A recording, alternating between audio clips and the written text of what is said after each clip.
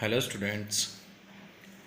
बेटा आज हम लोग आपके why do fall ill chapter का नेक्स्ट टॉपिक उठा लेते हैं, डिजीज़। और मैं आज आपको पूरा समरी दूंगा, डिजीज़, टाइप ऑफ डिजीज़, ठीक है ना। क्योंकि आज का जो टॉपिक बेटा काफ़ी इंपॉर्टेंट है, क्योंकि आज के टॉपिक अगर आपने अच्छे से समझ लिया है तो फिर आपको आगे जो भी टॉपिक होगा आपको उसका थोड़ा सा आइडिया मिलना शुरू हो जाएगा, ठीक है। तो आज अपन लोग लेते हैं डिजीज़। वैसे तो मैं आपको एक्सप्लेन कर चुका हूँ पहले ही कि डिजीज़ क्या होता है। आज हम लोग टाइप ऑफ डिजीज़ पढ़ेंगे और साथ में ही हम उन डिजीज़ को स्प्रेड करने वाले पैथोजन को भी देख लेंगे या मोड को भी हम देख लेंगे, ठीक है। तो टाइप ऑफ डिजीज़ वगैरह हम आज लोग लेके चलते हैं। जैसे मैंने यहाँ पर एक पूरा चार्ट बनाया हुआ है बेटा डिजीज़ का। तो ये पूरा डिजीज़ का एक चार्ट मैंने आप लोगों के लिए ड्रॉ किया था, या मैंने यहाँ पर तैयार किया था ये डिजीज़ का चार्ट। तो यही आज आप लोगों को अच्छे से समझना है। देखो जैसे कि डिजीज़ है, डिजीज़ को बेटा मैं आप लोगों के सामने पहले ही एक्सप्लेन कर चुका था कि डिजीज़ क्या होती है। क्या होता है डिजीज़? हमारी बॉडी डिफरेंट या हमारी बॉडी में डिफरेंट मेटाबॉलिक एक्टिविटीज़ चलती रहती है।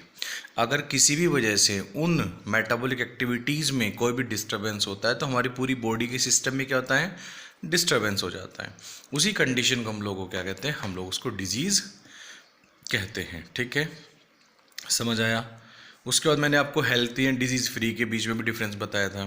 तो डिजीज़ में एक कंडीशन क्या होती है कि आपकी बॉडी में कोई पैथोजन होना चाहिए जिसकी वजह से आपकी बॉडी क्या होगी, आपकी बॉडी की डिफरेंट एक्टिविटीज़ डिस्टर्ब हो जाती हैं, ठीक है। अब हम लेते हैं पहले डिजीज़ के टाइप। एक होती है कोजेनाइटल डिजीज़, दूसरी होती है एक्वायर्ड डिजीज़। कोजेनाइटल डिजीज़ मैंने नीचे लिखा है फ्रॉम बर्थ। तो ये वो डिजीज़ है, कोजेनाइटल डिजीज़ वो डिजीज़ होती है जो कि हमारे पास या किसी भी इंडिविजुअल के पास बर्थ से ही होती है। क्लियर है, समझ गए। तो जनरली इसके अंदर हम जेनेटिक डिसऑर्डर्स लेते हैं। क्या लेते हैं इसमें हम लोग जनरली इसमें जेनेटिक डिसऑर्डर्स लेते हैं। तो कुछ या जनरली जेनेटिक डिसऑर्डर्स होते हैं, कुछ एसटीडीज़ भी होती हैं। जैसे कि सिफिल्स एक एसटीडी है, सिकल सेल एनीमिया एक जेनेटिक डिसऑर्डर है। तो ये क्या है बेटा, मैं यहाँ पे मेंशन कर देता हूँ। सिकल सेल एनीमिया क्या है, ये एक जेनेटिक डिसऑर्डर है। ये क्या है, एक जेनेटिक डिसऑर्डर है सिकल सेल एनीमिया, ठीक है ना। जबकि सिफिल्स क्या है, वो एक एसटीडी है। एसटीडी का मतलब है सेक्सुअल ट्रांसमिटेड डिजीज़। और ये डिजीज़ सपोज़ क्या बात, सिफिल्स की जो डिजीज़ है वो मदर को है। मैंने क्या माना, सिफिल्स की डिजीज़ किसी मदर को, प्रेग्नेंट लेडी को है, ठीक है ना। तो वो प्लेसेंटा के थ्रू किस में, उसके जो इनसाइड मदर वोम जो भी ऑफस्प्रिंग है उसको वो ट्रांसफ़र हो जाता है। समझ आया। तो जो सिफिल्स है वो क्या है, एक सेक्सुअल ट्रांसमिटेड डिजीज़ हैं। जैसे कि एचआईवी एक सेक्सुअल ट्रांसमिटेड डिजीज़ है, या ठीक है बेटा एड्स एक एसटीडी है। तो एड्स के केस में भी क्या होता है, अगर वो मदर को है तो वो उसके सन के अंदर भी, या उसके जो भी सन या डॉटर जो भी उसका ऑफस्प्रिंग होगी इसमें वो ट्रांसफ़र हो जाती है प्लेसेंटा के थ्रू। तो कोजेनाइटल डिजीज़ वो डिजीज़ होती है जो कि बर्थ से ही किसी इंडिविजुअल के पास होती है। जैसे मैंने दो एग्जांपल लिए, एक मैंने जेनेटिक डिसऑर्डर का लिया जिसमें बोलते हैं सिकल सेल एनीमिया। इसमें क्या होता है, सिकल सेल एनीमिया में जो हमारी आरबीसी है, आरबीसी की शेप मैंने आपको बता रखा था। आरबीसी की जो शेप होती है बाइकनकेव होती है। जब मैंने आपको सेल वाला चैप्टर पढ़ाया था मैंने बताई थी डिफरेंट टाइप की सेल्स की शेप, तो मैंने तब आरबीसी का नाम भी लिया था। तो सिकल सेल एनीमिया में जो आरबीसी जनरली कैसी होती है, जो आरबीसी जनरली बाइकनकेव शेप होती है, उस आरबीसी की जो शेप है वो सिकल्ड सेल हो जाती है, सिकल्ड शेप हो जाती है। तो सिकल सेल एनीमिया में क्या हो रहा है, आरबीसी की शेप कैसी हो जाती है, सिकल शेप हो जाती है। सिफिल्स एक क्या है, जेनेटिक डिसऑर्डर है, एक एसटीडी है, सेक्सुअल ट्रांसमिटेड डिजीज है, एज लाइक एड्स, ठीक है। तो कोजन डिजीज के फर्स्ट टाइप में क्या होगा, कोजेनाइटल जो कि बर्थ से ही होती है। मैंने आपको दो एग्जाम्पल बता दिए, सिकल सेल एनीमिया एंड सिफिल्स। अब हमारा दूसरा आता है एक्वायर्ड डिजीज़। ये वो डिजीज़ है जो कि कोई भी इंडिविजुअल पैदा होने के बाद ड्यू टू इन्फेक्शन या फिर किसी दूसरे सोर्स की हेल्प से लेता है, बट आफ्टर बर्थ ये डिजीज़ उसकी बॉडी में आती है। क्लियर है। अब हम लोगों ने लिया है आपको एक्वायर्ड डिजीज़ के टाइप। पहला हो गया इन्फेक्शियस, इसका दूसरा नाम क्या है, कम्युनिकेबल, और दूसरा क्या है, नॉन इन्फेक्शियस या नॉन कम्युनिकेबल। इन्फेक्शियस या कम्युनिकेबल का मतलब क्या होगा, आपको नाम से ही दिख रहा है कि एक से दूसरे में ट्रांसफ़र हो जाती है। क्लियर है? इन्फेक्शियस या कम्युनिकेबल क्या होती है, एक से दूसरे में ट्रांसफ़र हो जाती हैं, जबकि नॉन इन्फेक्शन नॉन कम्युनिकेबल क्या होती है, ये एक से दूसरे में ट्रांसफ़र नहीं होगी। क्लियर है? अब आती है बात इसकी इन्फेक्शियस, पहले हम इन्फेक्शियस कम्युनिकेबल को ले लेते हैं। इन्फेक्शियस और कम्युनिकेबल कितने टाइप की हो गई ये, कॉन्टेजियस एंड नॉन कॉन्टेजियस। तो कॉन्टेजियस का मतलब क्या होता है, contagious and non contagious. Contagious का मतलब होता है डायरेक्ट कॉन्टैक्ट, ठीक है ना। अगर किसी इन्फेक्टेड पर्सन को अगर आप छू लो, किसी इन्फेक्टेड पर्सन को अगर आप छू लो, या फिर कोई ऐसा एनिमल जिसके अंदर डिजीज़ कोज करने वाला पैथोजन है वो आपको छू ले, ठीक है ना, उस केस में क्या होता है, उस केस में जो डिजीज़ है वो कैसी है, इन्फेक्शियस है, और उसका मोड ऑफ ट्रांसमिशन क्या है, डायरेक्ट।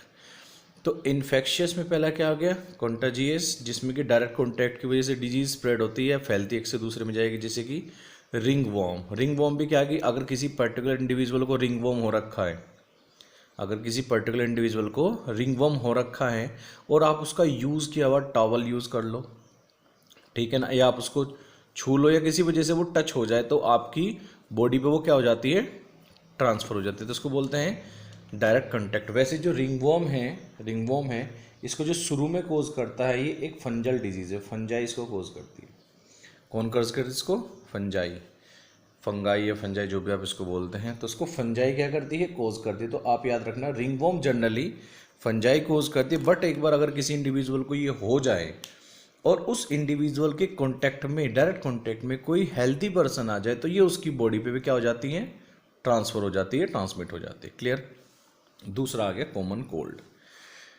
बेटा जो ये कॉमन कोल्ड है, कॉमन कोल्ड जिसको जनरली जुकाम हम बोल देते हैं, ठीक है, कॉमन कोल्ड के केस में क्या है, कॉमन कोल्ड के केस में ये होता है कि जो जनरली ये कॉमन कोल्ड है वो ड्रॉपलेट्स वगैरह के उसमें होते हैं।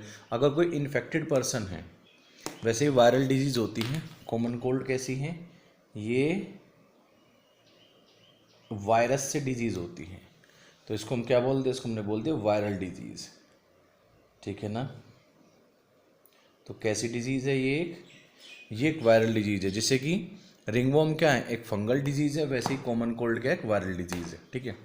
अब बात क्या है, बात ये है कि अगर कॉमन कोल्ड किसी पर्सन को है, अगर किसी पर्सन को है और कोई हेल्थी पर्सन उस पर्सन के यूज़ हुए आर्टिकल्स को यूज़ कर ले, जैसे कि कीबोर्ड यूज़ कर ले, जैसे कि डोर हैंडल्स पे, अगर कोई इन्फेक्टेड पर्सन है, सपोज क्या हुआ, किसी कॉमन कोल्ड हुआ, तो आपको पता है कॉमन कोल्ड में छींक तो आती है।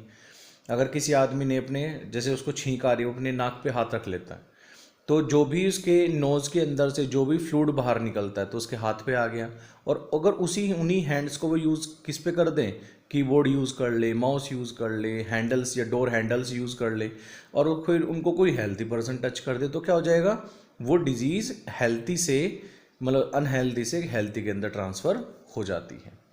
समझ आया मेरी बात? या फिर किसी इन्फेक्टेड पर्सन का यूज़ किया हुआ आर्टिकल आप यूज़ कर लो, तो ये क्या होता है, ये डायरेक्ट कॉन्टैक्ट में चीज़ें चली, जैसे कि आज की आप देखोगे, जैसे आज क्या हुआ है, कोविड-19 का इफेक्ट है, वहाँ पे भी क्या हो रहा है, जो हेल्थी पर्सन्स होते हैं वो अनहेल्दी, या फिर जिनको कोविड-19 है उनसे क्या हो रहा है, वो थोड़ा सा सोशल डिस्टेंस मेंटेन करके रखता है, क्योंकि ये भी क्या है, ये भी एक वायरल डिजीज़ है।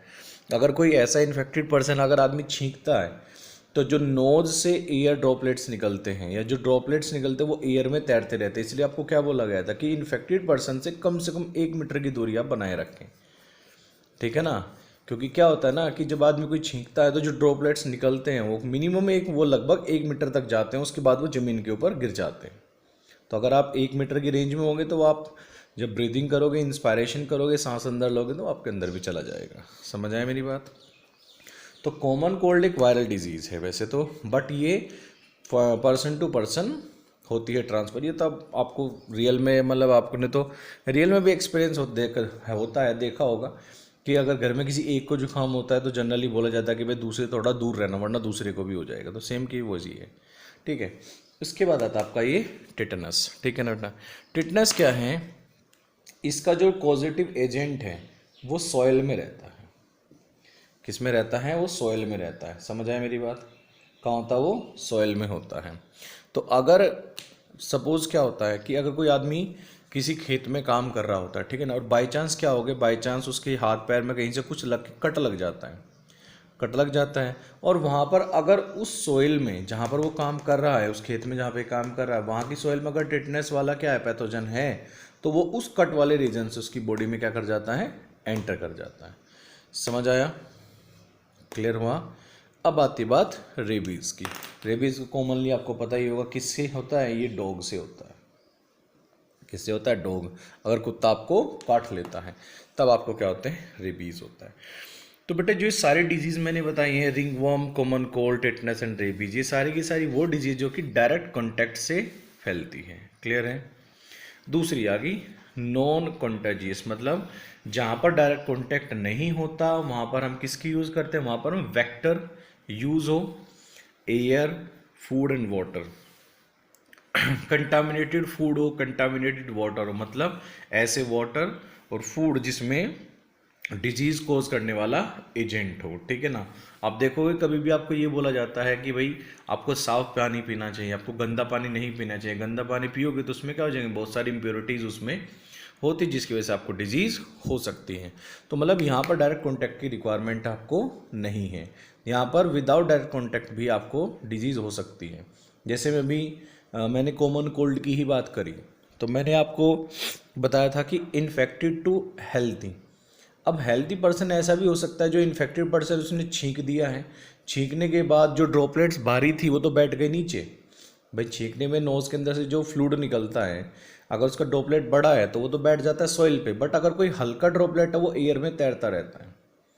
ठीक है ना? एयर में क्या हो, कुछ टाइम के लिए वो फ्लोट करता रहेगा। अगर उस दौरान किसी हेल्थी पर्सन ने इनहेल उसको कर लिया, मतलब सांस के साथ अंदर ले लिया, तो उसकी बॉडी में भी इफेक्ट डाल देगा। तो ये तो था एयर से होने वाले, जैसे कि निमोनिया वगैरह होते हैं। इसके बाद होता है तो फूड, अगर आप कंटामिनेटेड फूड अगर आप खा लेते हैं तो हो सकता है उसमें बैक्टीरिया हो सकता है उसमें वायरस हो सकता है उसमें कोई हेलमेंथीज वगैरह हो, कोई प्रोटोजोआ हो जो आपको बॉडी में डिजीज़ कोज कर दे। वाटर सेम केस, वाटर के साथ लगता है। ठीक है? नहीं, वाटर में भी वो पैथोजन हो सकता है कोई भी। वेक्टर में होता है बेटा, जैसे कि वेक्टर की रिक्वायरमेंट के बेस पे, जैसे कि मलेरिया हो गया, डेंगू हो गया। इन दोनों में जैसे नॉर्मली हम लोग मलेरिया की बात करते हैं, तो मलेरिया का वेक्टर कौन है? मलेरिया का वेक्टर होता है मॉस्किटो। तो डेंगू और मलेरिया इन दोनों का वेक्टर ही कौन सा होता है? इन दोनों का वेक्टर ही आपका मॉस्किटो होता है। क्या होता है? मॉस्किटो। और मॉस्किटो क्या करता है? मॉस्किटो अनहेल्दी पर्सन से या इन्फेक्टेड पर्सन से हेल्दी पर्सन में इसको ट्रांसफ़र करता है। क्लियर है? समझ आया मेरी बात? तो ये थी आपकी नॉन कॉन्टाजियस या नॉन कॉन्टाजियस और थ्रू वेक्टर जो डिजीज़ फैलती हैं वो है। मतलब कॉन्टाजियस कौन सी होगी? कॉन्टाजियस जिसमें डायरेक्ट कॉन्टैक्ट की रिक्वायरमेंट है, नॉन कॉन्टाजियस जिसमें डायरेक्ट रिक्वायरमेंट हमें कॉन्टैक्ट की नहीं होती। क्लियर है? अब बात आ जाती है एक साइड में। तो अभी तक तो हम लोग कर रहे थे इन्फेक्शियस डिजीज़, अब हम करेंगे नॉन इन्फेक्शियस या non communicable disease. Non communicable disease जो कि एक दूसरे में ट्रांसफ़र नहीं होती। तो मैंने यहाँ पर पूरा एग्जाम्पल इसके लिखे, पूरे मोड हमने लिखे। जैसे कि पहला मोड हम लेते हैं, इसका क्या? पहला मोड है इसका डेफिशिएंसी। डेफिशिएंसी मतलब आपकी बॉडी में किसी भी मिनरल, आयंस, विटामिन्स, फाइबर्स वगैरह की कमी होगी, जिसकी वजह से आपकी बॉडी में डिजीज़ हो गई है। तो मैंने दो एग्जाम्पल लिखे हैं। जैसे कि क्या हो गया? बेरी विटामिन बी की अगर आपकी बॉडी में डेफिशिएंसी है तो आपको बेरी डिजीज़ हो जाती है। अगर आपकी बॉडी में ब्लड की कमी है तो आपको क्या होता है? एनीमिया हो जाता है। समझ आया मेरी बात? तो ये डेफिशिएंसी से होने वाली डिजीज़ है और ये एक से दूसरे में ट्रांसफ़र नहीं होती। दूसरा क्या है? डीजेनरेटिव देखो मैंने ऊपर लिखा ड्यू टू ओल्ड एज। जब ओल्ड एज हो जाती है तो उस दौरान बोन के टूटने के चांस, फाइबर के टूटने के चांस ज़्यादा बन जाते हैं। समझ आया मेरी बात? क्योंकि आपकी बॉडी क्या हो चुकी है? ओल्ड होना स्टार्ट हो गई या ओल्ड एज हो गई है। देखो बेटा, ओल्ड का मतलब क्या होता है? ओल्ड का या एजिंग का मतलब होता है कि जब किसी भी इंडिविजुअल की जो सेल्स हैं, सेल्स की डेथ होना स्टार्ट हो जाए तो उसको हम ओल्ड कह देते हैं। ठीक है? अब बात होती है क्या? एलर्जी। एलर्जी आपने कॉमनली फील भी करी होगी। एलर्जी आप क्या करते हैं? कॉमनली फील भी करते हैं। देखो एलर्जी होता क्या है? एलर्जी एक्चुअली डिजीज़ नहीं है। एलर्जी आपकी बॉडी का रिस्पॉन्स होता है। क्या होता है एलर्जी? अगर मैं एलर्जी को, मेरी इस बात को अच्छे से याद रखना, एलर्जी क्या होता है? एलर्जी आपकी बॉडी का रिस्पॉन्स है। वो कब देती है? वो तब देती है जब आपकी बॉडी में कोई पैथोजन एंटर हो जाता है। समझ आए मेरी बात? तो एलर्जी क्या होती है? Allergy hyper sensitive response of our body against pathogen. Clear है? समझ आए मेरी बात? तो क्यों एलर्जी क्या होती है? हाइपर सेंसिटिविटी या hyper sensitive response of our body against pathogen. Pathogen के अगेंस्ट हमारी बॉडी जो हाइपर क्या रखती है, सेंसिटिव रिस्पॉन्स जो शो करती है, उसको हम लोग क्या बोल देते हैं? एलर्जी कह देते हैं। एलर्जी डिफरेंट वे से हो सकती हैं। किसी को पोलन ग्रेन से एलर्जी होती है, किसी को डस्ट से एलर्जी होती है। तो डिफरेंट मोड होते हैं एलर्जी के। वैसे तो आजकल के बच्चों का जो खाना पीना वो उतना अच्छा है नहीं, तो इस वजह से छोटी छोटी चीज़ें भी इनको एलर्जी कोज कर देती है। दूसरा, लास्ट मतलब फोर्थ इसमें एडिक्टिव। एडिक्टिव का मतलब क्या होता है? पहले तो बात देखो एडिक्शन क्या होता है। नॉर्मली मैं एक एक पॉइंट उठाता हूँ। देखो क्या होता है, नॉर्मली ड्रग्स क्या होती है? नॉर्मली ड्रग वो चीज़ है, या ड्रग को हम मेडिसिन भी कहते हैं, ठीक है ना। तो क्या होता है कि अगर हम किसी भी केमिकल की वो अमाउंट यूज़ करें जो हमारी बॉडी को फ़ायदा दे, तो वो मेडिसिन कही जाती है। समझ आए मेरी बात? अगर क्या करें, अगर हम किसी भी केमिकल की वो अमाउंट यूज़ करें जो कि हमारी बॉडी को फ़ायदा करे, तो उसको क्या बोला जाता है? उसको बोला जाता है मेडिसिन, ठीक है ना। बट अगर हम उसकी ज़्यादा अमाउंट यूज़ करना शुरू करेंगे, अगर हम उसकी क्या करेंगे, ज़्यादा अमाउंट यूज़ करना शुरू कर देंगे, ठीक है, तो क्या होगा, हमारी बॉडी में डिस्कम्फर्ट होना स्टार्ट हो जाएगा, ठीक है। फिर धीरे धीरे क्या करेगी, धीरे धीरे हमारी बॉडी उस केमिकल की रिक्वायरमेंट करना स्टार्ट कर देती है। समझ आया मेरी बात? तो उस चीज़ को हम बोलते हैं एडिक्शन। तो एडिक्शन क्या है? एडिक्शन एक ऐसी कंडीशन है जिसमें बॉडी किसी पर्टिकुलर केमिकल की रिक्वायरमेंट करना स्टार्ट कर देती है।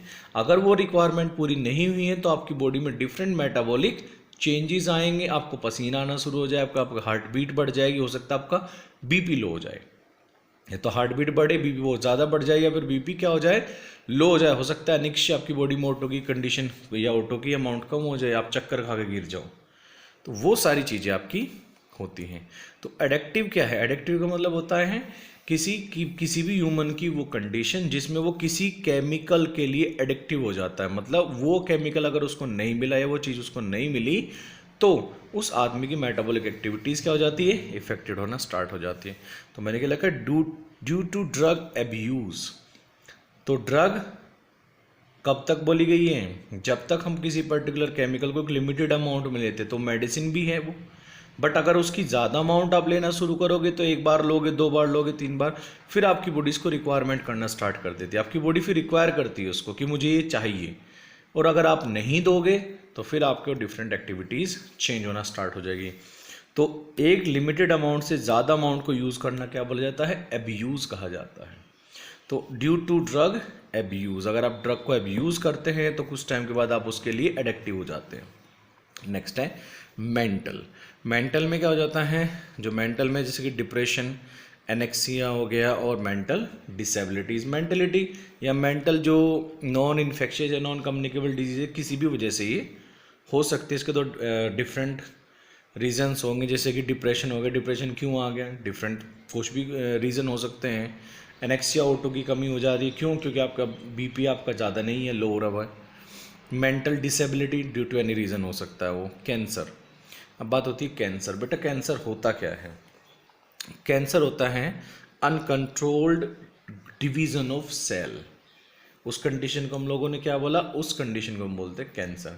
तो बेटा जब आप ये नोट्स बनाएंगे, देखो मैंने एलर्जी के बारे में कुछ नहीं लिखा, मैंने कैंसर के बारे में कुछ नहीं लिखा। जब आप नोट्स बनाएंगे तो आप यहाँ पर लिख के आएंगे जो मैं बोल रहा हूँ वही चीज़। कैंसर क्या होता है? Uncontrolled division of cell. उस कंडीशन को हम क्या कहते हैं? कैंसर कहते हैं, ठीक है ना। बेटा ये जो कैंसर है, कैंसर अगर मैं बात करूँ तो एक से दूसरे में ट्रांसफ़र नहीं होता। जनरली केसेस में क्या होता है, ये जिस इंडिविजुअल में है उसी इंडिविजुअल में या उसी इंडिविजुअल के साथ ये डिसअपेयर हो जाता है, ठीक है ना। बट कुछ वायरसेस ऐसे होते हैं जो कि आपकी बॉडी में कैंसर कोज करते हैं। कुछ वायरसेस जिसको हम क्या बोल देते हैं, ओन्कोजेनिक वायरस हम लोग कह देते हैं, वो आपकी बॉडी में कैंसर कोज कर सकते हैं। बट क्योंकि हम लोग यहाँ पे पढ़ रहे हैं कि डिजीज़ ट्रांसफ़र हो रही है नहीं हो रही, तो एक से दूसरे में ये कैंसर डिजीज़ ट्रांसफ़र नहीं होती। तो बेटा ये आज आपका था पूरा का पूरा topic, disease, type of disease, ये मैंने आपको पूरा बता दिया। और इसमें मैंने आपको आगे का थोड़ा सा ओवरव्यू दे दिया, क्योंकि कल नेक्स्ट लेक्चर में हम लोग पढ़ेंगे कि जो वेक्टर्स होते हैं वो कौन कौन से हैं। आज मैंने आपको समरी और मैं थोड़ा सा हिंट भी दे दिया, वेक्टर फंजाई भी हो सकता है, सॉरी वेक्टर आपका मलेरिया हो सकता है, एयर हो सकता है, फूड हो सकता है, या मीडियम या मोड ऑफ ट्रांसमिशन। हम जब नेक्स्ट टॉपिक हम लेंगे तो हम मोड ऑफ ट्रांसमिशन पढ़ेंगे हम, कि डिजीज़ किस तरीके से एक से दूसरे में ट्रांसफ़र होती है और कौन से डिजीज़ के क्या कैरेक्टर लगभग बनते हैं, फिर उसके अगेंस्ट आपकी बॉडी इम्यूनिटी पावर कैसे लेती है या कैसे इम्यूनिटी शो करती है। ठीक है, हम आगे के लेक्चर में वही चीज़ पढ़ेंगे। तो ये आपका पूरा का पूरा टॉपिक हो गया आज का। ओके बेटा।